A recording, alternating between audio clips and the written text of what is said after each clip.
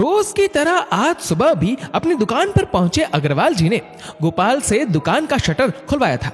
Gopal counter पर जमी धूल को झाड़ पोंछ कर सब कुछ चकाचक करने में व्यस्त था और इधर अग्रवाल जी ने दुकान में स्थापित गणपति जी की प्रतिमा के सामने दिया जला माथा टेका ही था कि उनके गिफ्ट सेंटर की सीढ़ियां चढ़ बड़े साइज के टेडी बियर की मांग लिए वह ग्राहक काउंटर तक पहुंचा था।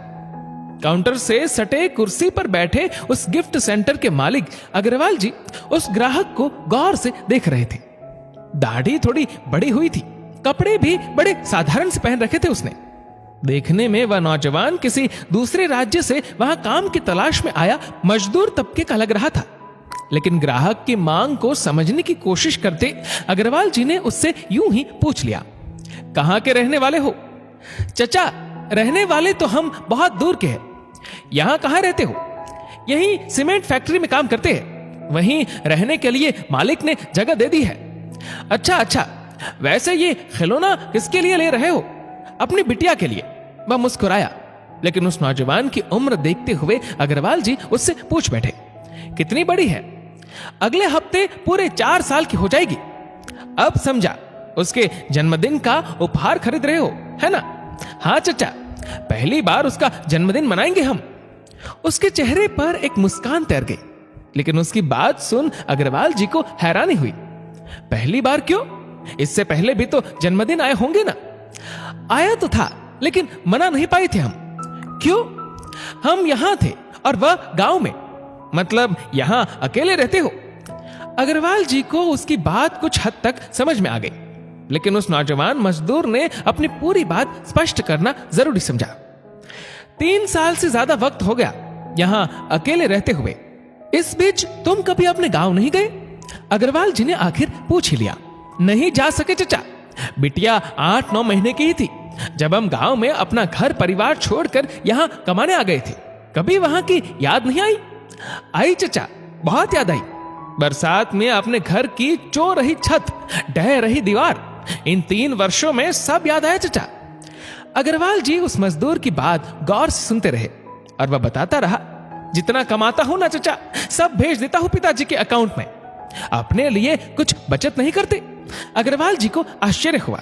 नहीं चचा, माता पिता खुश है मेरी कमाई से, और अब तो गांव में हमारे घर की छत भी पक्की हो गई है। फिर तो कोई दुख की बात नहीं है, बचत फिर कभी हो जाएगी। उस मजदूर की संतुष्टि देख अग्रवाल जी मुस्कुराए। चचा, दुख बस एक ही बात का होता है कि हम अपनी बिटिया को आज तक एक भी खिलौना खरीद कर नहीं दे सके। अपनी बिटिया को याद कर उस मजदूर की आंखों के कोर तनिक नम हो गए। उसकी आंखों की नमी और एक पिता के दिल के जज्बातों में डुबकी लगाते अग्रवाल जी को अपने बच्चों का बचपन याद आ गया। इधर गोपाल दुकान के स्टोर से एक बड़ा सा टेडी बियर लिए बाहर आया।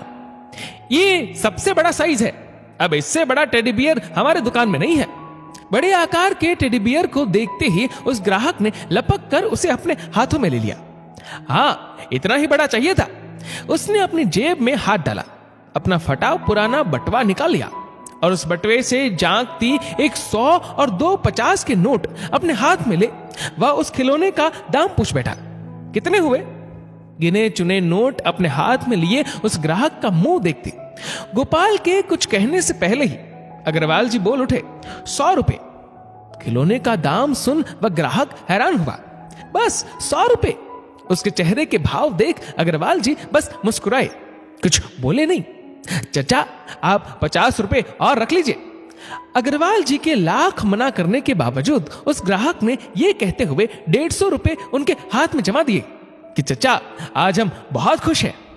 अपनी बिटिया के लिए पहली बार खिलौना खरीदने वाले पिता की खुशी महसूस कर अग्रवाल जी उस ग्राहक को गिफ्ट सेंटर की सीढ़ियां उतर वापस जाते दूर तक देखते संतुष्ट भाव से मुस्कुराते रहे। लेकिन 1000 रुपए के खिलौने का दाम किसी ग्राहक को 100 रुपए बताने वाले अपने मालिक की भावना को समझने में असमर्थ गोपाल हैरान हुआ।